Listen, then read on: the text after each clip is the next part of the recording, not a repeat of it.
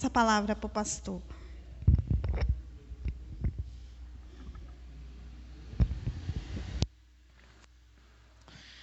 Glória a Deus. Quero saudar os irmãos com a paz do Senhor Jesus. Amém. Vamos abrir nossas Bíblias lá na carta do apóstolo Paulo aos Romanos, lá no capítulo 14. Romanos 14. Amém. Vamos ler os versículos, ou apenas um versículo, que seria o versículo 17. Amém? Romanos, capítulo 14. E apenas o versículo 17, para que a gente possa falar nessa noite sobre um reino de justiça. Amém? Romanos 14, 17 diz assim: porque o reino de Deus não é comida nem bebida, mas justiça e paz e alegria no Espírito Santo. Amém? Vou reler mais uma vez. Porque o reino de Deus não é comida e nem bebida, mas justiça e paz e alegria no Espírito Santo. Amém? Glória a Deus. É claro que quando Paulo, ele cita, essa expressão, ele está no meio de uma explicação para a igreja, ou para os irmãos romanos, falando a respeito, sobre a tolerância da fé cristã para os fracos. Porque alguns irmãos ainda se perdiam a respeito dos costumes e tradições. Alguns se perdiam ainda sobre os dias, sobre as festas, sobre as luas, sobre o que havia de comer. Havia irmão que se escandalizava pelo comer do outro. Então Paulo começa a aconselhar aquela igreja, aqueles irmãos, dizendo que maior do que qualquer coisa, maior do que a comida, do que a bebida, é o reino de Deus. E o reino de Deus não consiste em comer ou beber.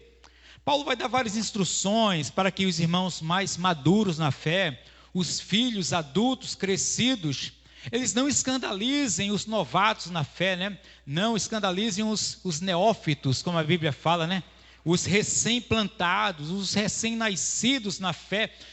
E muitas vezes, por haver isso, essa questão do escândalo, Paulo dizia: olha, se você for comer alguma coisa que o teu irmão escandalizar, não coma. Não pela tua consciência, pela dele, que ele vai se escandalizar. Mas Paulo aqui resume dizendo assim: porque o reino de Deus não é comida nem bebida, mas justiça, paz e alegria no Espírito Santo.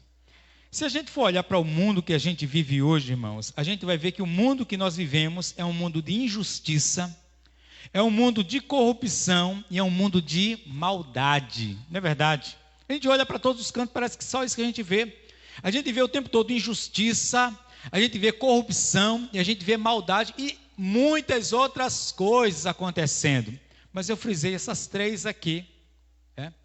Mas o que é isso, esse mundo que a gente vive? Por que a gente vê tanto essas coisas? Por que a gente vê tanta injustiça, tanta corrupção e tanta maldade? Porque, de fato, essa sociedade, esse mundo, ele termina sendo reflexo daquilo que nós somos. Se nós somos pessoas injustas, então nós vamos plantar injustiça. Se nós somos pessoas corruptas, nós vamos plantar corrupção. Se nós somos pessoas maldosas, mal, nós vamos plantar maldade. E Jesus começa a explicar para nós, e vamos entrar em outro texto, que vai ser lá em Mateus no capítulo 5, justamente a respeito do que é ser um verdadeiro cidadão. Mas antes disso, eu gostaria de falar que quando Paulo, ele fala, aqui em Romanos 14, 17, porque o reino de Deus não é comida nem bebida, mas justiça e paz e alegria no Espírito Santo. Pelo menos duas coisas aqui eu aprendo, duas coisas nesse texto, que vai nos dar base para falar um pouco do Sermão da Montanha, das bem-aventuranças. Duas coisas eu aprendo. Primeiro, o reino não consiste em coisas terrenas. O reino de Deus não consiste em coisas terrenas. Quando Paulo fala que o reino de Deus não é comida e nem bebida, comer e beber são coisas dessa vida. Porque quando a gente morrer em Cristo, quando a gente ressuscitar ou formos arrebatados e tivermos um novo corpo, nós não iremos comer, né, nem beber dessa comida terrena aqui. Então isso aqui é passageiro. Então a primeira coisa que eu aprendo é que o reino não consiste em coisas terrenas ou em coisas passageiras.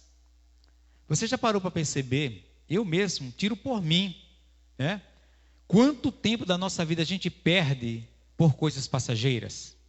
Quanto tempo? Não é verdade? Quanto do nosso tempo é gasto a gente correndo atrás de coisas, fazendo coisas, né? Trabalhando, estudando, e às vezes parece que sobra tão pouco assim para outras coisas, para buscar a Deus, para se envolver com outras coisas. Eu tenho essa sensação muitas vezes da minha vida. Então a primeira coisa, o reino não consiste em coisas passageiras ou terrenas. Segundo lugar, Paulo aqui está nos ensinando a respeito de valores. Amém? O que é que tem mais valor?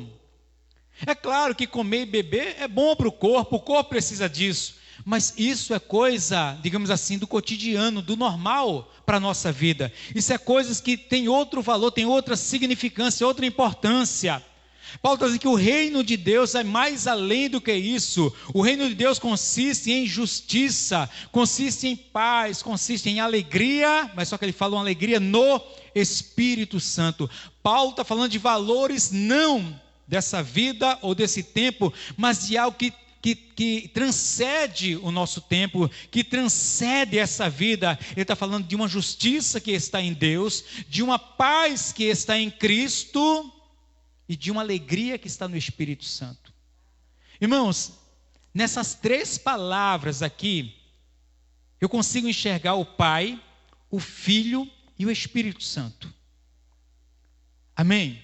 Você lembra quando Jesus morre? Jesus, ele está ainda sepultado. E a Bíblia diz que os discípulos estavam todos trancados e com medo.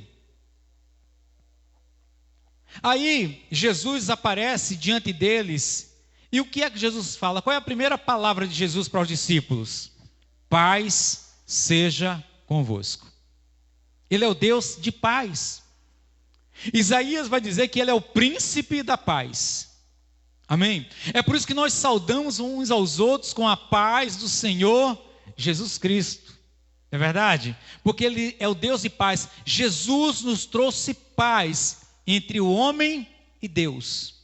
O homem e Deus, né? O homem vivia numa inimizade com Deus, porque o homem estava longe, caído, o homem havia pecado contra Deus, o homem era inimigo de Deus, e Jesus veio e estabeleceu paz. Então a paz aqui, ela simboliza, ela tipifica Jesus.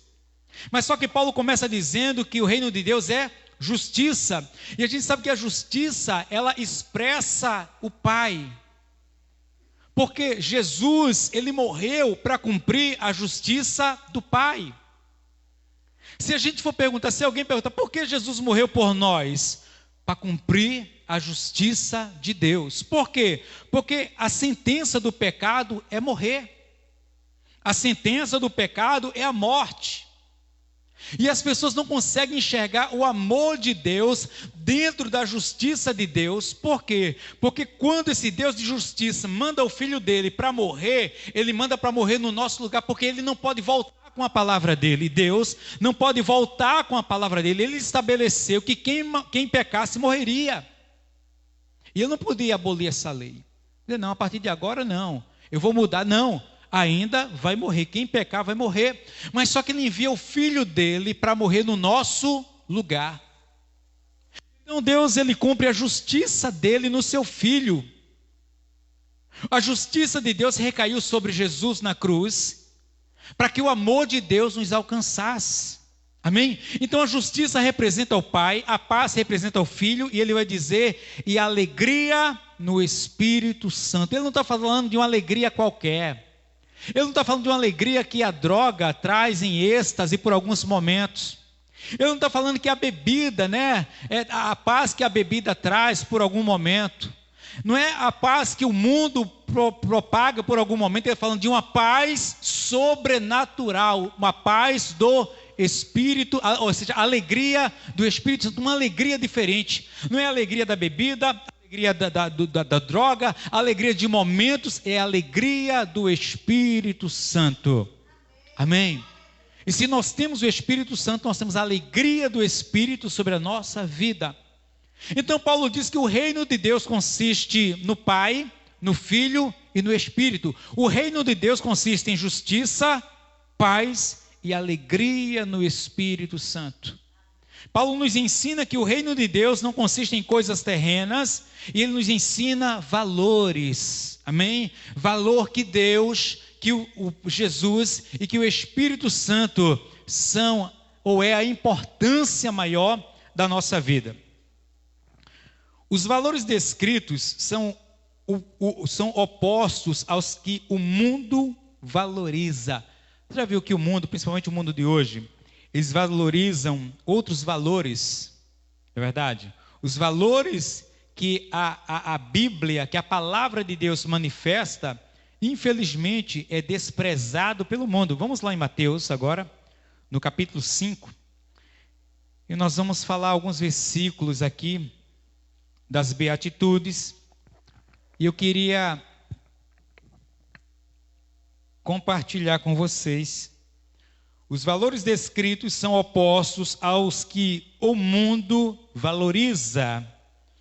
Mateus capítulo 5, e eu quero começar lendo primeiro o versículo 3, que Jesus diz assim: Bem-aventurado os humildes de espírito, porque deles é o reino dos céus. Há uma versão que vai dizer assim: bem-aventurado os pobres de espírito, porque deles é o reino dos céus. Eu acho interessante que Jesus, ele começa o sermão da montanha, ele começa as bem-aventuranças, ou as beatitudes também, como nós conhecemos, com essa expressão, os pobres ou os humildes de espírito. Eu lembro que há muito tempo atrás, eu particularmente já ouvi muito a expressão pobre de espírito como algo ruim, e não como algo positivo, como algo negativo, né? De repente uma pessoa que era de repente invejosa, que ela tinha alguns adjetivos negativos, a pessoa dizia, aquilo lá é um pobre de espírito, não é verdade? Mas só que Jesus, quando diz assim, bem-aventurados os pobres de espírito, não é algo negativo, é algo positivo. Porque essa beatitude, essa bem-aventurança vai dizer que os pobres de espírito, porque deles é o reino dos céus. A questão aqui, irmãos, em ser pobre de espírito, está falando sobre ser despido de sua própria capacidade. A primeira coisa que consiste dentro do reino de Deus é ser dependente de Deus e não dependente de si mesmo. A primeira coisa, essa humildade, ou seja, essa pobreza de espírito, é eu não confiar na minha força, eu não confiar na minha sabedoria, eu ser despido da minha capacidade, mas depender de Deus, eu deixar minha autossuficiência de lado e depender da onipotência de Deus, ou seja, Ele é onipotente, ou seja, Ele é todo poderoso. E nós vamos ver que na nossa vida muitas coisas em nós estamos limitados, nos limitamos.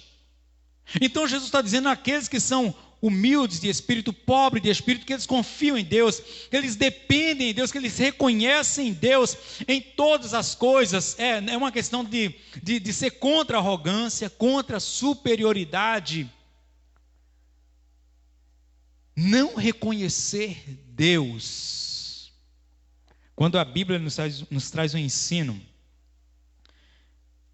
e é um texto glorioso, vamos lá comigo, lá em Provérbios, está depois de Salmos, no capítulo 3, Provérbios, o livro da sabedoria, no capítulo 3, e o versículo 5 a seguir, Salomão ele fala algo maravilhoso sobre alguém que é pobre de espírito. Aí ele diz assim, Provérbios 3, a partir do versículo 5, confia no Senhor de todo o teu coração, e não te estribes no teu próprio entendimento, não se apoie no seu próprio entendimento. Aí o 6, ele diz assim, reconhece-o em todos os teus caminhos, e ele endireitará as tuas veredas. Veredas são caminhos apertados. Não sejas sábio aos teus próprios olhos, teme ao Senhor e aparta-te do mal. Irmãos, então veja, confia no Senhor, não te estribes no teu entendimento, reconhece-o em todos os teus caminhos, não seja sábio aos teus próprios olhos, teme ao Senhor, aparta-te. Então veja quantas coisas Salomão nos ensina sobre alguém que é dependente de Deus ou pobre de espírito. Não tem coisa maior, irmão, para que a gente possa começar a nossa vida cristã, para que a gente possa continuar com a nossa comunhão com Deus. O primeiro requisito ou pré-requisito que temos que possuir é uma dependência de Deus. Amém? Depender de Deus em todas as coisas. Tiago vai dizer assim, olha, nós devemos usar a expressão, se o Senhor nos permitir, não é verdade? Isso é depender de Deus. Se Deus permitir, amanhã faremos isso ou aquilo. Porque se Deus não permitir, a gente não vai fazer. Nós só podemos fazer aquilo que Deus nos permite fazer e nada mais. Quando a gente acha que a gente pode fazer, construir, mandar, desmandar, fazer e desfazer, nós estamos nos apoiando em nós mesmos. Nós estamos achando que nós somos capazes de fazer alguma coisa, e isso pressupõe alguém arrogante, alguém soberbo, alguém dotado de uma superioridade ou grandeza, quando a Bíblia está dizendo que bem-aventurados são os pobres de espírito, porque deles é o reino de Deus, ou seja, o reino de Deus começa a ser estabelecido a partir daqueles que confiam em Deus, que dependem de Deus, que vivem de acordo às instruções da palavra de Deus. O fundamento é esse. Aquilo que o Senhor nos traz, aquilo que o Senhor nos ensina, aquilo que o Senhor nos orienta, é aquilo que nós devemos fazer. Mas o homem, na sua essência, ele é rebelde, ele é desobediente. Não é verdade? O homem, na sua essência, ele é desobediente. Ele não teme a Deus, ele não quer Deus. É claro, se você perguntar a qualquer pessoa onde ela estiver, você teme a Deus? Eu temo, mas ela não serve, mas ela não busca, mas ela não adora, mas ela não se inclina, mas ela não depende, ela confessa de boca para fora. E Jesus usa o termo dizendo, esse povo honra-me de lábios, mas o coração está longe de mim. Não adianta a gente declarar que a gente ama, que a gente confia, que a gente crê, que a gente obedece, mas se a gente não serve a Deus, então toda a nossa fé é limitada a nada. E a Bíblia vai dizer que o reino de Deus consiste de pessoas que dependem de Deus, que confiam em Deus para todas as coisas, toda a suficiência do Senhor. A segunda questão que Jesus ensina aqui, eu não vou falar de todas beatitudes, mas a segunda está lá no versículo 6, que ele vai falar assim: bem-aventurado os que têm fome e sede de justiça, porque serão fartos. Amém? Então a gente vê que Jesus aqui está falando de justiça, como Paulo falou que o reino de Deus, ele é em primeiro lugar justiça. Jesus está falando fome e sede de justiça. Nos tempos de Jesus, o povo judeu era um povo que sofria, era um povo que estava debaixo de outro regime, de outro governo. Era o governo romano, quem reinava, quem estava ditando as regras, as normas. E nós sabemos que o povo judeu esperava o Messias que pudesse libertá-los, não espiritualmente, mas libertá-los como nação. E uma das coisas que a gente vai ver na própria Bíblia é que quando Jesus multiplica o pão, no outro dia eles estão ali pelo pão, e antes disso, um dia anterior, na multiplicação, eles queriam tomar Jesus e proclamá-lo rei, porque Jesus havia multiplicado os pães. Você vê como as pessoas acham que o reino de Deus, ele está relacionado a coisas terrenas. Quando Paulo fala que o reino de Deus não é comida nem bebida, aquele povo ainda entendia ou achava que ele era o Messias porque ele multiplicou o pão, e não porque ele era o pão da vida. Observa só. Mas Jesus estava expressando aqui, dizendo que aquela fome que aquele povo tinha, e aquela sede, tanto é que Jesus, ele por 2 vezes, ele fala assim, olha, eu sou o pão da vida. Aquele que tiver fome, vem a mim, que se alimente de mim. Também Jesus se expressa dizendo, eu sou a água da vida, quem tiver sede, venha a mim e beba. Jesus, quando tem um encontro com a mulher samaritana no poço de Jacó, o que é que ele vai falar? Se você soubesse, quem fala com você, você é quem pediria água, e eu te daria, e essa água jorraria para a vida eterna. Então Jesus está falando de uma necessidade maior. Às vezes o nosso problema é que a gente está preocupado com a necessidade nossa menor, e Jesus olhando para o homem, pela necessidade maior deles, porque, irmãos, o que é que adianta pessoas estarem bem, ter saúde, ter emprego, ter tudo o que elas querem, mas elas estão caminhando para a perdição. Elas estão caminhando para a perdição. Jesus, ele está apontando para uma necessidade maior do homem. Infelizmente, muitas pessoas, elas se limitam a achar que a bênção de Deus é ela ter o que comer, ter o que beber, ter o que vestir. Elas se limitam a isso. As pessoas acham que o favor de Deus, que a bênção de Deus sobre a vida delas, são esses bens passageiros.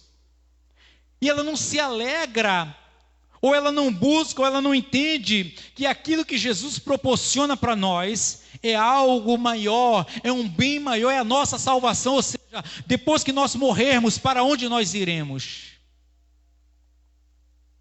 Ou nós pensamos que nós vamos ficar aqui para sempre? Nenhum de nós. Jesus está apontando para algo eterno, para algo maior, enquanto há muitos que estão bebendo, farrando, se divertindo, não é verdade? Nada contra a diversão moderada, a diversão de uma forma decente, faz bem para qualquer pessoa, mas muitas pessoas buscam essa alegria, esse prazer em coisas, pela satisfação do seu eu, da sua carne. Quanto muitos dentro da igreja estão satisfeitas simplesmente pelo comer, pelo vestir, pelo calçar, pelo teto, pelas coisas que elas têm, e elas esquecem de algo a mais. Elas se esquecem de algo que transcende essa vida para uma eternidade. Muitos se preocupando com o momento agora e se esquecendo da sua eternidade. Mas vamos lá, Jesus fala, fome e sede de justiça. Ou pelo menos Jesus falou, quem tiver fome, fosse a ele. Quem tivesse sede, fosse a ele. Mas essa fome, essa sede fosse de justiça. E a justiça, como nós falamos, ela é um atributo de Deus. Ele é o Deus de justiça. Amém? A justiça do homem é parcial. Você vai ver que o símbolo da justiça humana é uma mulher, né, despida, né, ou pelo menos seminua, e ela vedada, não é isso? Ela vedada. Isso para mostrar realmente que a justiça do homem ela é parcial. Ou seja, irmãos, existem coisas num crime que só quem sabe é Deus. Existem coisas que o juiz vai julgar que só Deus, quem sabe, ele vai buscando provas, evidências, testemunhas, mas só quem sabe realmente de coisas, de fatos, é Deus. Ele sim podemos atribuir, ele é um juiz justo. Vamos lá em Romanos, voltar lá em Romanos no capítulo 1. Romanos, no capítulo 1. E o versículo 17, onde o apóstolo Paulo ele fala algo muito interessante.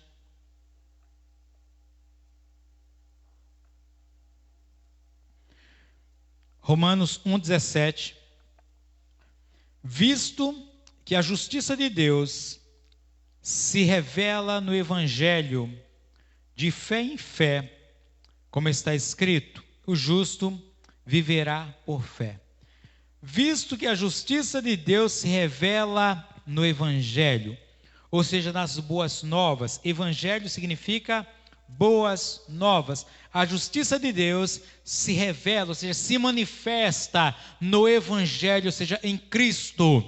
Essa justiça de Deus é imparcial. Amém? Deus não toma partido de ninguém. Essa justiça que Jesus está falando aqui, irmãos, é uma justiça que realmente quem pode manifestá-la é Deus. Deus através de Cristo no seu reinado. Nós vimos hoje que o mundo se manifesta em injustiça. Não é verdade? Às vezes até nós mesmos, né? Nós somos injustos muitas vezes. Às vezes nós somos injustos com a nossa forma de pensar, de falar. Não é verdade? Nós somos injustos. Às vezes a gente pensa coisas que não é. É verdade? Isso é o quê? Injustiça. Nós somos limitados.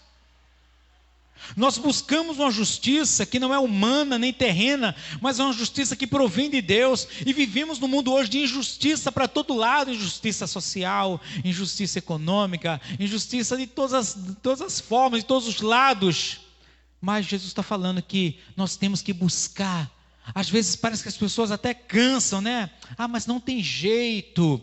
Não tem jeito. As coisas estão erradas, sempre foram erradas, vão permanecer erradas. Jesus diz que o dever da igreja é permanecer tendo fome e sede de justiça, buscando justiça, praticando justiça, manifestando, expressando um Deus que é um Deus de justiça. E por esse Deus ser um Deus de justiça, um dia Ele pedirá conta de todas as coisas. Jesus certa vez contou uma parábola de um homem que antes dele se ausentar, ele deixou talentos, ou deixou dinheiro com 3 servos.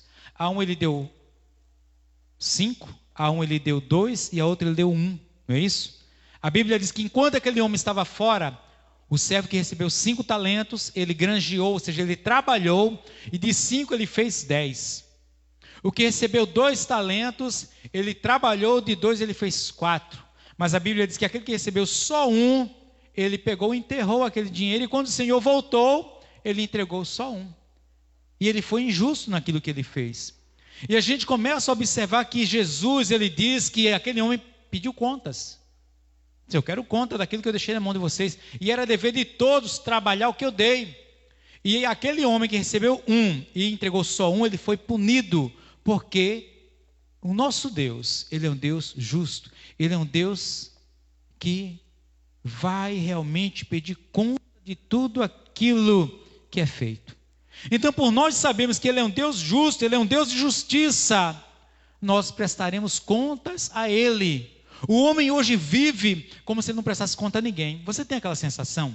Não é verdade? Quantas vezes eu parei para pensar, de ver algumas figuras aí, não é verdade, no meio político, em outros meios, pessoas arrogantes, prepotentes, que acham que estão acima da lei, não é verdade? Acima de tudo, e a gente olha, apronta, é solto, e não tem justiça que dê jeito, e eles se acham que estão acima de tudo e de todos, se enganam. Esses homens um dia vão prestar contas a Deus. Amém? Um dia eles vão comparecer diante de Deus e eles vão prestar contas ao Senhor pela autoridade que eles receberam e por aquilo de errado que eles fizeram. Então saibamos de algo: Deus é um Deus de justiça e um dia o homem irá prestar contas a esse Deus. A justiça, ela produz paz. Não é verdade? Se alguém for injusto com você, você fica perturbadinho. Fica ou não fica perturbado? Rapaz, tal pessoa foi injusta comigo, não era para me tratar desse jeito, é isso, aquilo, outro. Você trabalhou por tanto e recebeu outra. Se a pessoa for injusta, ela tirou a sua paz. A justiça, ela manifesta paz. Isso é maravilhoso, porque a justiça de Deus em Cristo manifestou paz entre nós e Deus através de Cristo. Vejamos Isaías, no capítulo 32. E os versículos 16 a 18.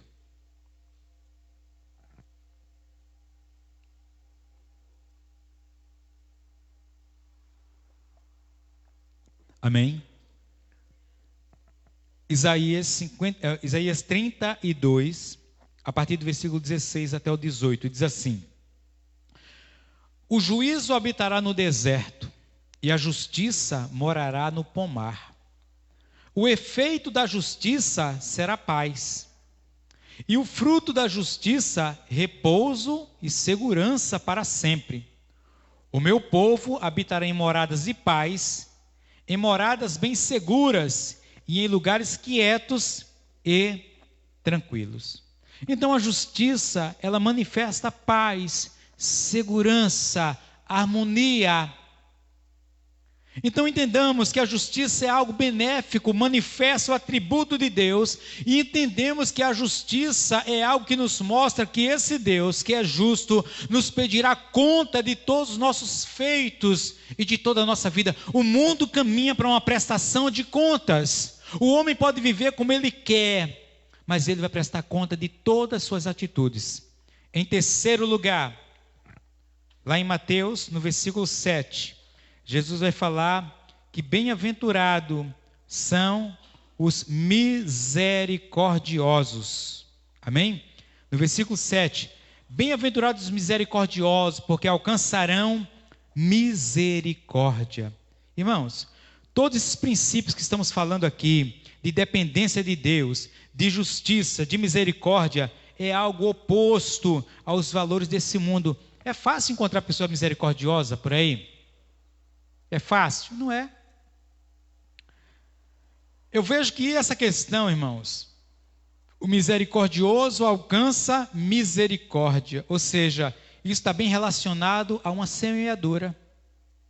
Se eu planto misericórdia, eu colho misericórdia. Paulo fala lá em Gálatas 6:7, não se deixe o homem escarnecer, porque tudo que o homem plantar, isso ele vai colher, não é verdade? E esse é um princípio de Deus, um princípio, irmãos, todos os princípios, claro, de Deus são verdadeiros, excelentes, mas esse princípio, como ele é realmente maravilhoso, porque tudo que a pessoa planta, ela colhe. E Jesus está dizendo, bem-aventurados misericordiosos, quem é misericordioso, ele colhe misericórdia. A misericórdia, irmãos, tem a ver com compaixão. Você lembra, quando a gente lê os evangelhos, que os evangelistas dizem assim, e movendo-se Jesus de íntima compaixão, não é verdade? Quando Jesus vai entrando na cidade de Naim, e vai saindo aquela mulher, é conhecida como a viúva de Naim, né? E ela vai saindo com o filho dela morto daquela cidade. Jesus encontra aquela mulher, e a Bíblia diz que olhando Jesus, ele moveu-se de íntima compaixão. Há outros textos, há outras passagens de pessoas sofrendo, de pessoas chorando, de pessoas doentes, e os evangelistas vão dizer, e olhando Jesus, moveu-se de íntima compaixão. Ou seja, Jesus, ele é aquele ser, aquele Deus maravilhoso, um Deus de misericórdia. Amém? Que se coloca no lugar de outra pessoa, que usa de misericórdia, que não dá para as pessoas exatamente aquilo que elas não merecem, ou seja, a sua punição, ela merece ser punida, mas ele não as pune. O mundo que vivemos hoje é um mundo sem compaixão, um mundo sem misericórdia. Como as pessoas olham para as outras, Deus, olhando para nós, usou de misericórdia. É verdade? As pessoas sempre no mundo olham para as outras com um olhar, muitas vezes, de juízo, de condenação, de desprezo, de diferença. Não é verdade? Nós precisamos olhar para todas as pessoas, primeiro, por ser um ser humano, não por aquilo que a pessoa faz, não por aquilo que ela é, ou deixou de ser. Em primeiro lugar, ele é um humano que precisa ser visto com um olhar de misericórdia, para que o amor de Deus chegue até ele, como chegou até nós. Amém? Porque Deus, através de Cristo, olhou para nós com misericórdia. Aleluia! Olhou para nós com misericórdia. O mundo que vivemos hoje, irmãos, é um mundo sem compaixão. É um mundo que não tem, que não olha para as pessoas com o devido valor e importância que Deus dá para as pessoas. As pessoas de hoje são treinadas,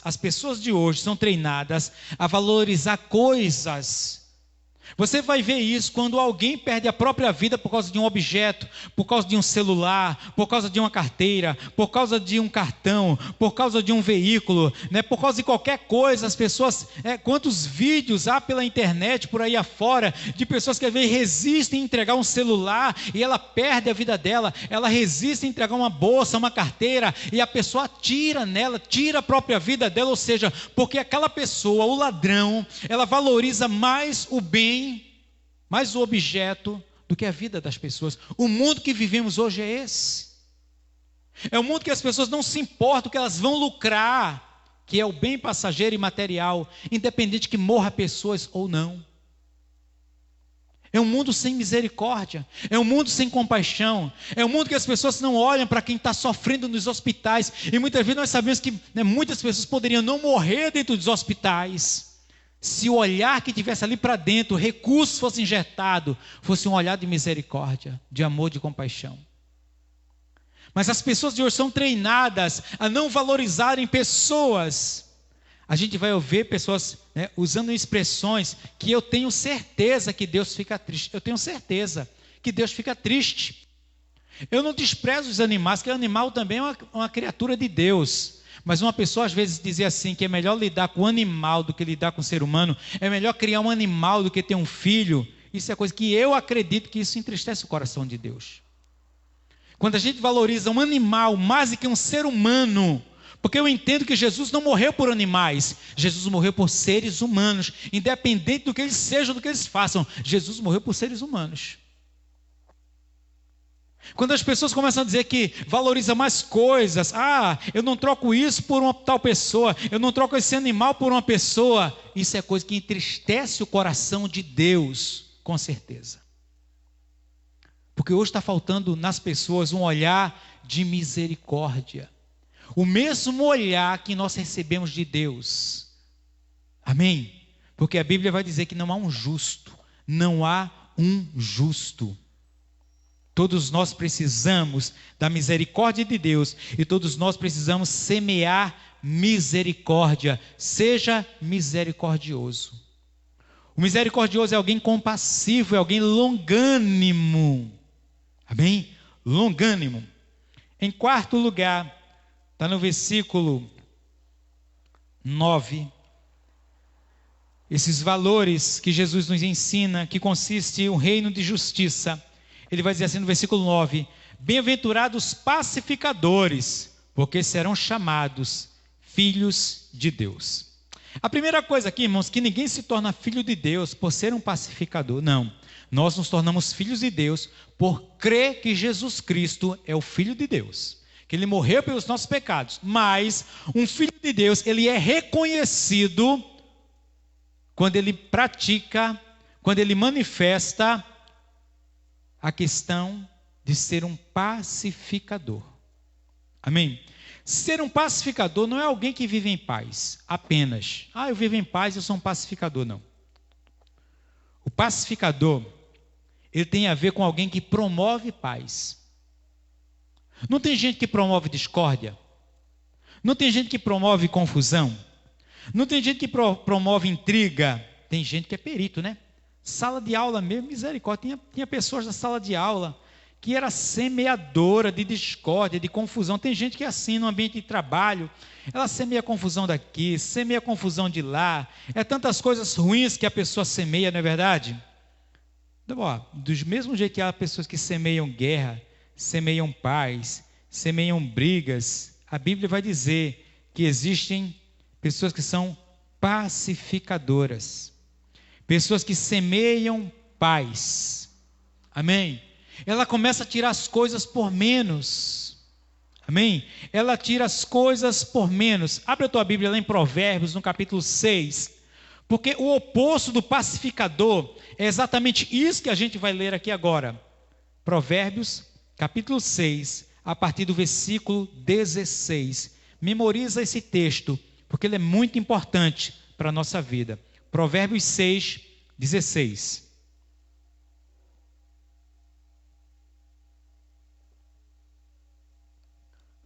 Olha só o que a Bíblia diz. 6 coisas o Senhor aborrece, E a sétima, a sua alma abomina. Vê só, 6 coisas Deus aborrece. A sétima, a sua alma abomina. Aí ele começa a falar, a primeira coisa que aborrece Deus, olhos altivos. A segunda, língua mentirosa. A terceira, mãos que derramam sangue inocente. A quarta, coração que trama projetos iníquos. A quinta, pés que se apressam a correr para o mal. A sexta, testemunha falsa que profere mentira. Essas 6 coisas Deus aborrece. Agora a sétima, e o que semeia contenda entre irmãos, Deus abomina. Pessoas que semeiam discórdia entre os irmãos. Veja só.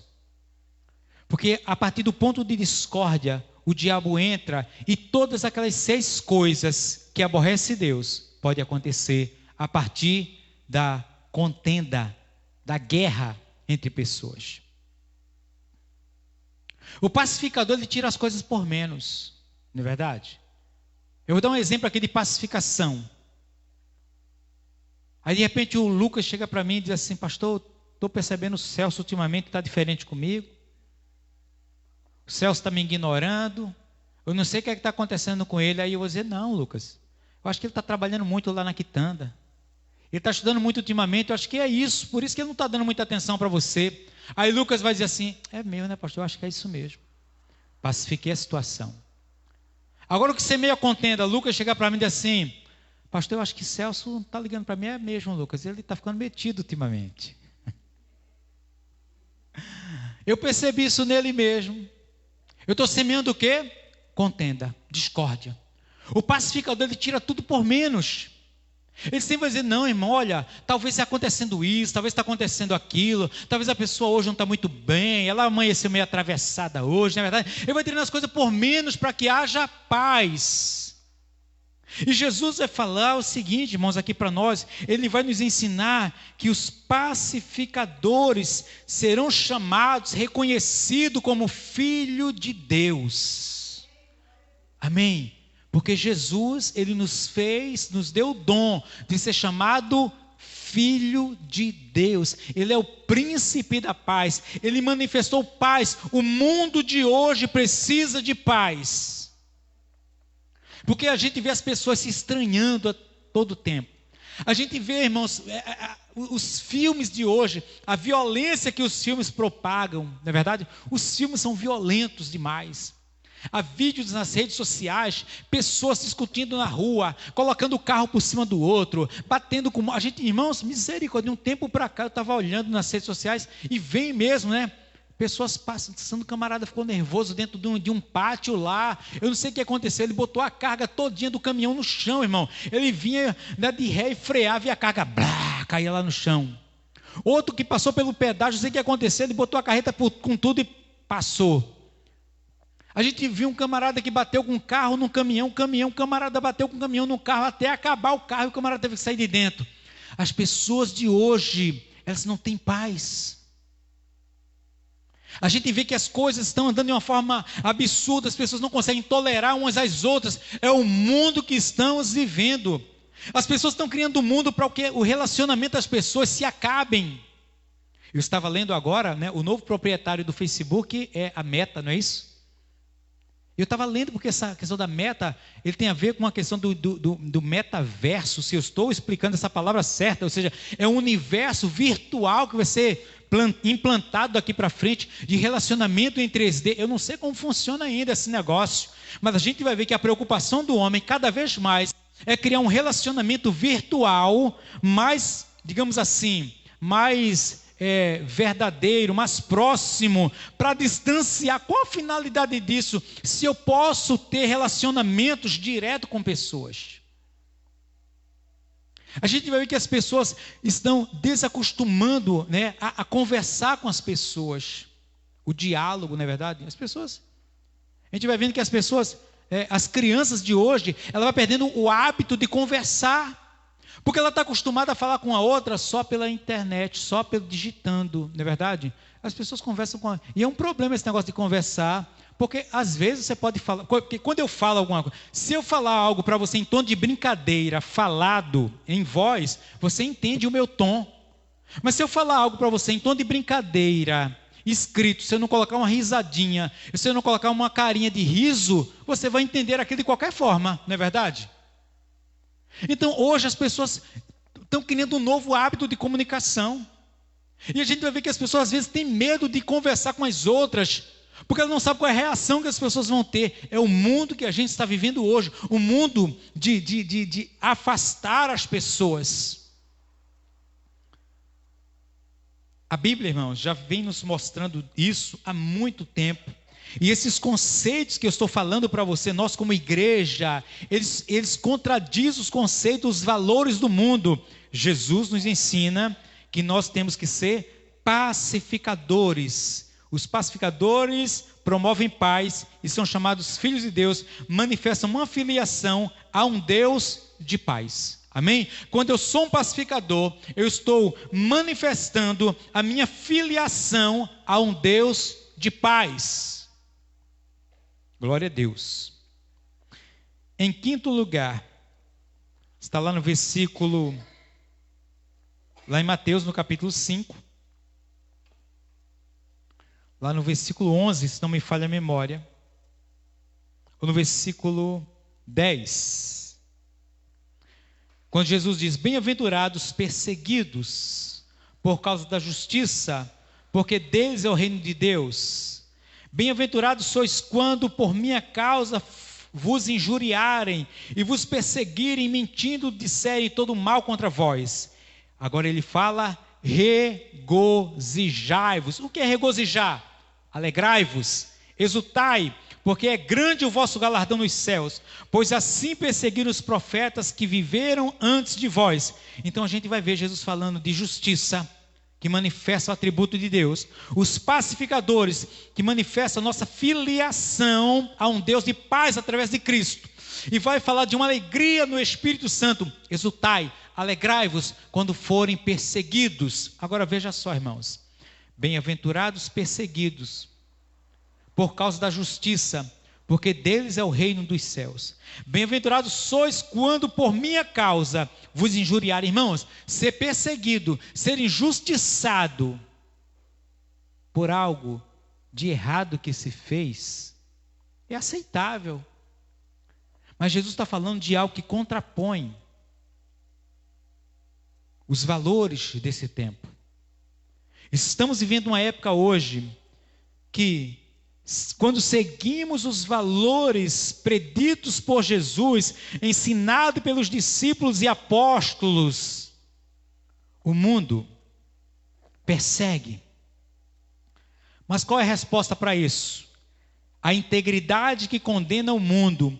As pessoas odeiam uma vida justa, pois ela expõe a injustiça delas. Quando vivemos uma vida de justiça segundo a justiça de Deus, nós denunciamos, nós estamos expondo a injustiça que as pessoas vivem. Por essas questões, somos sal da terra e luz do mundo. Jesus nos chamou para ser sal da terra e luz do mundo. Observe que é uma finalidade para isso. A luz, ela torna claro tudo aquilo que está em trevas. E é claro que quem vive em trevas, quando é exposto à luz, ele se irá, porque expor a luz é expor justiça. Quando nós começamos a denunciar, quando nós começamos a mostrar que Deus criou o homem e criou a mulher, quando nós começamos a mostrar que Deus tem um padrão para a família, quando nós começamos a mostrar que Deus tem um padrão para a sociedade, tem um padrão para o homem, um padrão para a mulher, quando nós mostramos que Deus tem um padrão para o filho, para o pai, para a mãe, isso aborrece o mundo. Porque o mundo quer criar um novo padrão para o homem, um novo padrão para a mulher, um novo padrão para a família, um novo padrão até para a igreja. O mundo quer ditar regras até para a igreja. Por quê? Porque nós somos luz. Porque nós expomos o padrão de Deus para a vida da sociedade. Porque a sociedade, irmãos, ela é regida, né, pelos princípios éticos bíblicos, judaico-cristão. A gente sabe que está estabelecido em cima disso. O mundo sabe que está estabelecido em cima disso. Então, quando denunciamos o roubo, a morte, o adultério, a prostituição, quando denunciamos o falso padrão de moralismo, o falso padrão de família, quando expressamos isso, isso faz com que as pessoas, isso faz com que o mundo nos persigam, se levantem contra nós. Mas só que Deus nos estabeleceu como igreja, como sal da terra, como luz do mundo, como luz para esse mundo. E sabe que o mundo de hoje, mais do que nunca, ele precisa do sal e da luz. Jesus, ele tanto se manifesta como a luz do mundo, como ele também diz: vós sois a luz do mundo. Você é a luz do mundo. Amém? Por onde você passar, onde você estiver, o teu Facebook tem que denunciar, tem que manifestar que você é a luz do mundo. As tuas amizades, você tem que manifestar que você é a luz do mundo. Aquilo que o mundo tem como normal, né? Passar a perna no outro, roubar algo de alguém, fazer algo que prejudica, mas no conceito deles é normal. Nós somos luz do mundo para denunciar e dizer: não, está errado. O que é dele, é dele. O que é nosso, é nosso. Isso é um padrão de justiça. O mundo abomina. Nós temos que ser sal. O sal para causar nesse mundo sede de buscar a Deus. O sal para conservar o mundo hoje, né, do pecado que tem destruído as pessoas. E tomar cuidado, o pecado que muitas vezes tem vindo contra a nossa própria vida, querendo nos destruir, querendo apagar a luz que há em nós. Então que venhamos hoje nos despertar e saber que o reino de Deus não consiste em coisas terrenas e passageiras, mas em justiça, paz e alegria no Espírito Santo. Amém? Vamos colocar de pé? Vamos orar ao Senhor.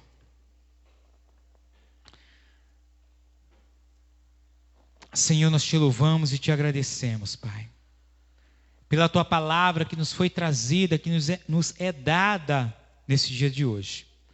Senhor, te agradecemos porque o Senhor tem nos ensinado os teus princípios e a tua palavra, Senhor.